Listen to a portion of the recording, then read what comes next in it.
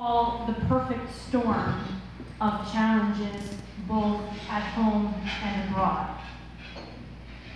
And so we're going to, this speech tonight is essentially, if I could be so bold, a call to action.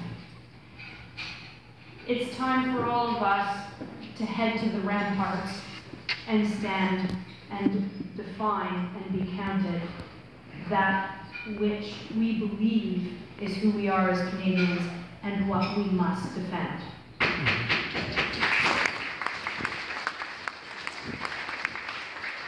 Welcome back to Lee TV. I'm Lee Harding. Before there was Jody Wilson-Raybould, there was Leona Alleslev. And last September she crossed the floor from the Liberals to the Conservatives for reasons that were varied. But she seemed to see in the Liberals that they weren't really in it for Canada the same way that she was. She is the daughter of a two-star general.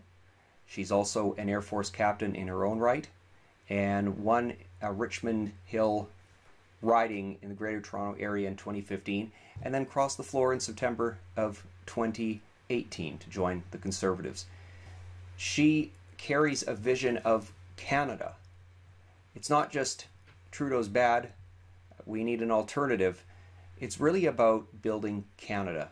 And that is a contrast to the Trudeau government, because Trudeau has said that Canada is the first post-national state, where it's not really exactly anything. Leona has a very different vision for Canada. It's very moving at the end where she says she would still die for this country. She swore an oath to it, and she never unswore it. In the middle of this video, I'm going to show you some Canada 338 projections, and this was taken before the testimony from Jody Wilson-Raybould, at least the polling that it's based on, although that scandal had started to break by then and did include the by-election results. So this speech is not for the faint of heart, but come with me and I'll show you why. Because this is our country, this is our time. We are all here because we've been called, and this is what's at stake. We are seeing unprecedented global instability. We are seeing the rise of great powers, once again, that we haven't seen since before the First World War, or at least the Second World War. We are seeing China, incredible expansionism. The Americans took their aircraft carrier out of the South China Sea, and we are seeing an increased focus and dominance by China in that area, and it's not limited to there. We're also seeing China expand rapidly, 100,000 kilometers, all kinds of oil and gas that they own in Afghanistan, they own in Azerbaijan, they own investments all across Africa. Then we're seeing Russia. We're seeing expansionism and aggression increase rapidly from Russia, like we haven't seen before, where we have seen British citizens being poisoned on British soil. And we've seen, of course, the most recent incursion with the Coast Guard in Ukraine.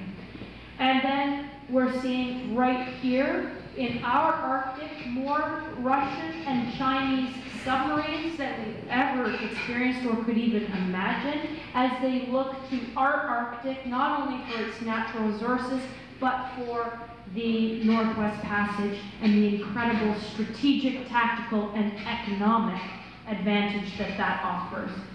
This is happening at the same time as we're seeing a fracturing of the European Union from an economic perspective with Brexit as well, and those nations are entreating. I was at the French Defense Force, where I was privileged to listen to the President of France, the Chancellor of Germany, the Minister of Defense for France, the Minister of Defense for Germany, who have established a Europe first defense policy. Unprecedented, because they have heard from our neighbors to the south that NATO may not be relevant anymore, And now with Britain leaving the EU, they are looking to double down and become even more insular and put Europe defense first. Where does that leave Canada? That's a frightening situation. Canada is part of an alliance. We are a large geographical country, but we are small in terms of our population, and we have been and will continue to be successful because we are not alone, because we have been a member of significant alliances. So for there to be a questioning of those alliances and for a redistribution of emphasis in the defense and security environment, that has a significant impact on us. Continuing on what we're seeing, we also are seeing, of course, rapidly, exponentially increasing migration, which is also putting pressure. And then we look to the southern neighbor, and our trade agreements are under threat. And for the first time ever, we have negotiated a trade agreement with the United States that is not better than the one that we just had. Not only that, it is not just a trade agreement, it is a sovereignty agreement as well, because this agreement actually prevents Canada from entering into a trade agreement without permission of the United States, and it prevents us from changing our monetary policy without the permission of the United States. What is sovereignty if it is not the ability to define the future shape and direction of your nation, be that economically or politically through trade relationships or just general relationships? I think that is something that we have to be significantly concerned about. We have challenges with our relationships with Saudi Arabia, with China, the United States, and we're finding now we have never been this alone. So that's the international situation. How are things here at home? Well, we have a tax structure that Canadians universally believe is unfair. Whether you're rich, whether you're poor, whether you're a small business owner, whether you're salaried, whether you're self-employed, universally people believe that our tax system is not relevant, it is unfair, and even worse, we have a system that doesn't even deliver the service itself. You can phone Revenue Canada, and less than 50% of the time can you get through, and the probability of getting the same answer twice is almost inconsequential. Now, not everybody loves to hate Revenue Canada, but not to give them a bit of an event out without totally defending them. The tax system is so complicated that it would be impossible to train them on everything in it, because we've had it for over 70 years without any real sort of substantive change. Populations have changed, we've tinkered, we've tailored, whatever, but it's now just one big Swiss cheese mess. And so we also can't get anything built. We have aging infrastructure. This government has said that they've invested in infrastructure. Well, there's two things. One, they haven't delivered on the execution, on the actual money getting out the door that they said they were going to get. But two, and perhaps in my opinion, even more importantly, the infrastructure programs that they have committed to investing in are municipal or provincial, not those that fall into the federal responsibility. Now, why does that matter? Both are important, yes. But if the federal government doesn't invest in the things that only the federal government has responsibility for, like railways, like seaports, Vancouver, and on the East Coast, like airports, like pipelines, Who does? Yeah. The municipalities will scream for the things the municipalities want, and they'll make sure that they get money from everybody else, and the provinces will scream for the money for the things that they're responsible for. But if the federal government doesn't deliver the things that the federal government is responsible for, then who does? Well, you only have trade if you can get goods and people to market. And you cannot get goods and people to market without pipelines, rail, seaports, and airports. So you can say, oh, well, we can't afford it, we can't, you know. But what is the cost of not having those things?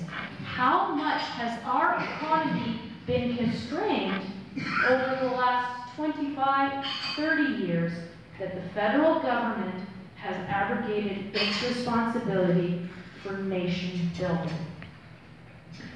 So that's the situation at home.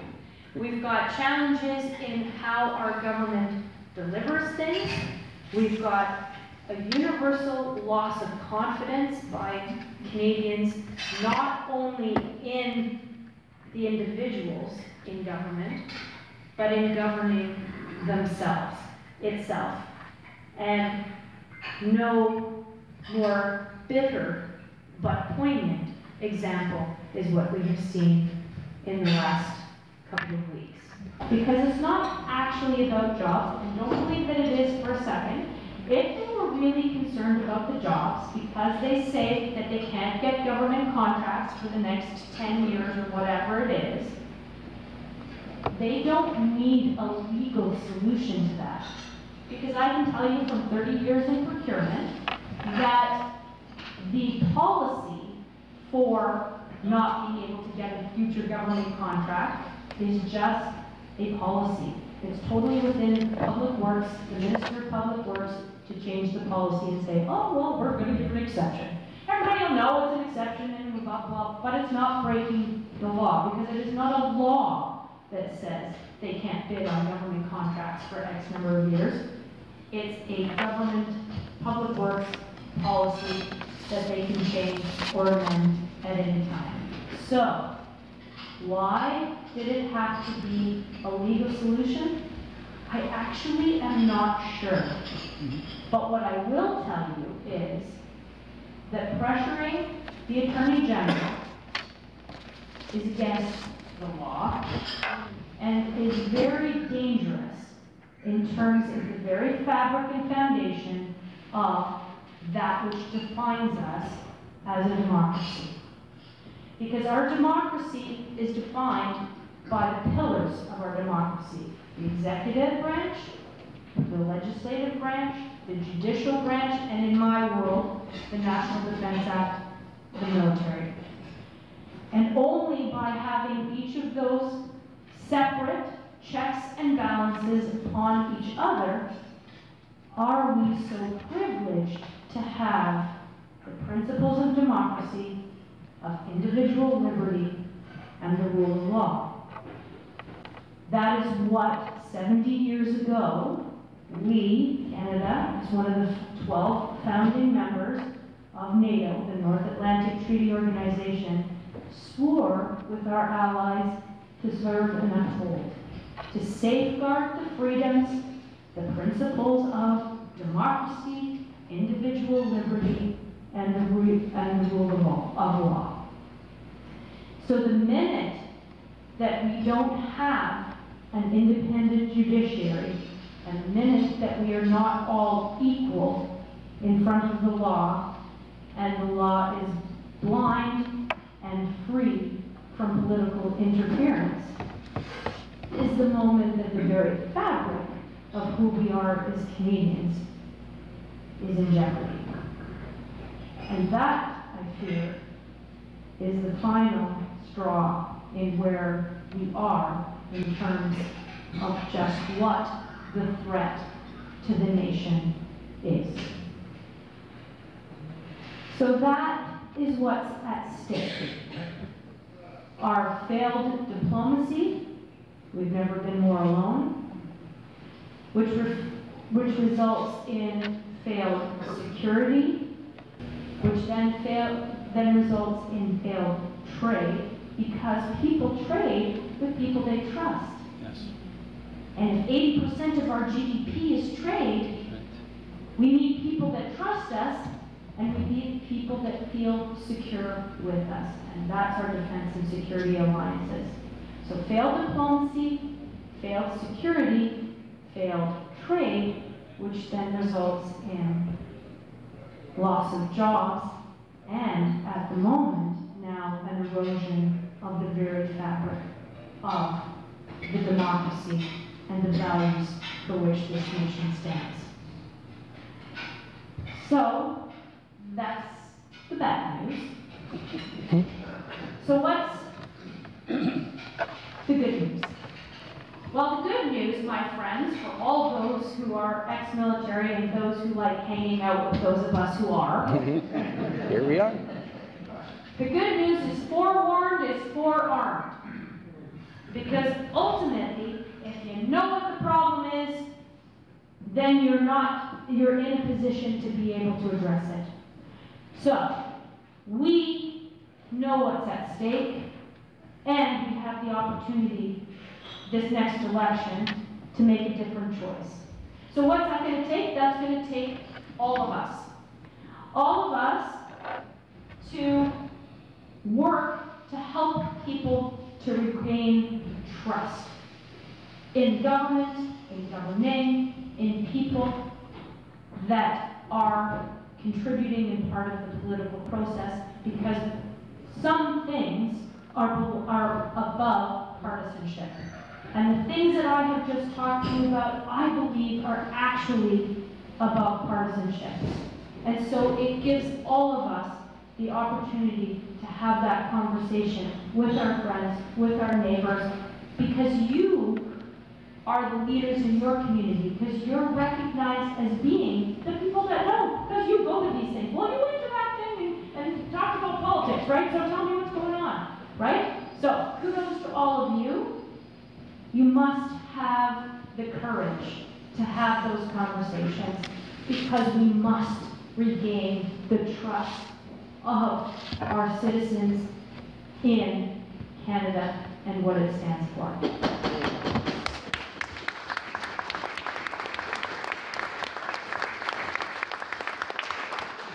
And secondly, we must fight for our sovereignty. And sovereignty is not, as it was perhaps more so in the past, about troops occupying our space. It's actually going to be about our ideas, our freedom, our ability to set our own course and be self-determined. And with cyber warfare, with people who would want to take our resources, who want to take possession of our Northwest Passage, our sovereignty is going to be about us recognizing what we need to do to protect it and what it looks like, not just troops on the ground. And then lastly, and most importantly perhaps, we're going to have the courage to demand nation building. All the discourse is around all the ways we're different. East, West, ethnicity against other ethnicity, urban, rural, here, newcomers, people who have been here forever. It's got to stop, and it's got to stop now.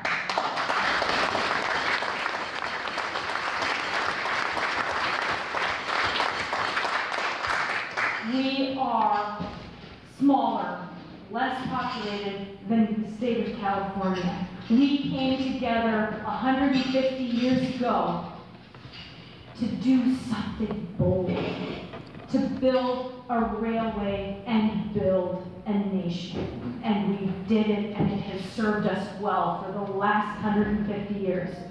But now we are once again at that tipping point where we have to have the courage to say, we are Canadian first, and we are going to build this country together, not province by province, one country, not only for today, not only for the next election, but for the next 150 years.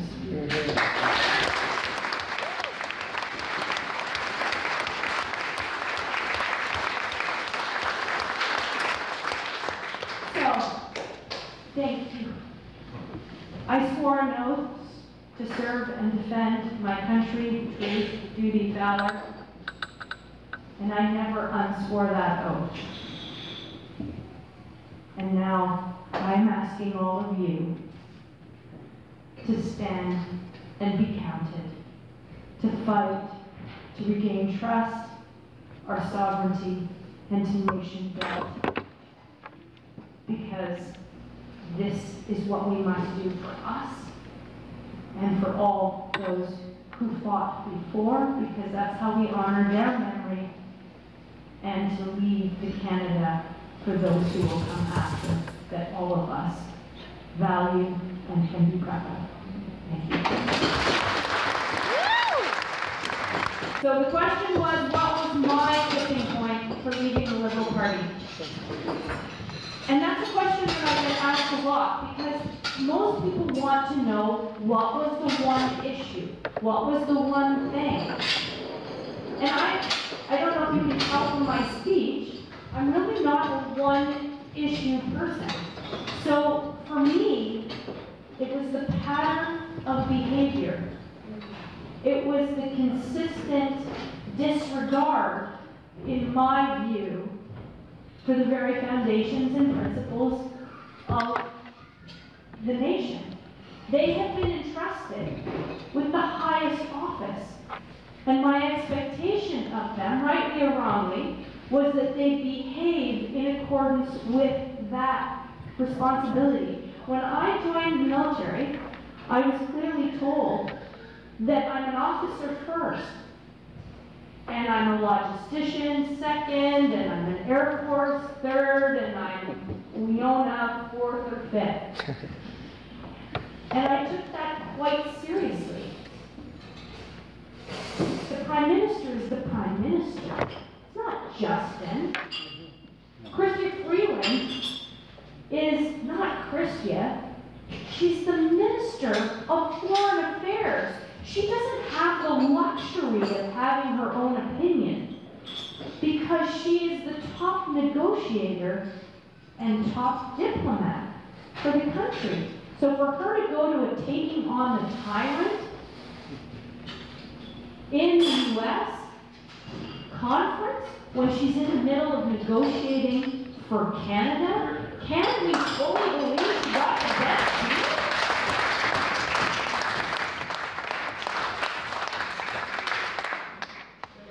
So basically a pattern of behavior where they were not behaving to the office and the sacred responsibility with which they've been entrusted. Are we going to see more people leaving the Liberal Party soon? Are we going to see more people leaving the Liberal Party?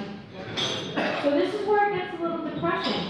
Yeah. Okay? And the reason why this is depressing is because we collectively, but particularly those who, if I could generalize, many of those who hold office, have lost sight that their oath is to country and not party, and think that this is a game and the red team scores points and the blue team scores points, and it's really about who can score the most points.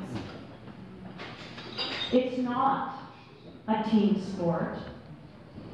It's about country, it's about citizens, and it's about the responsibility of governing.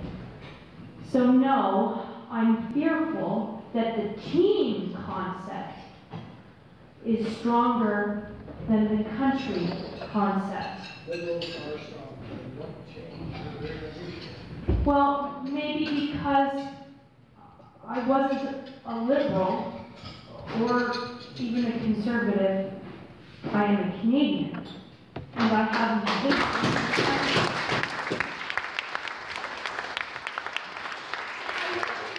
I recognize we're in a party system, so I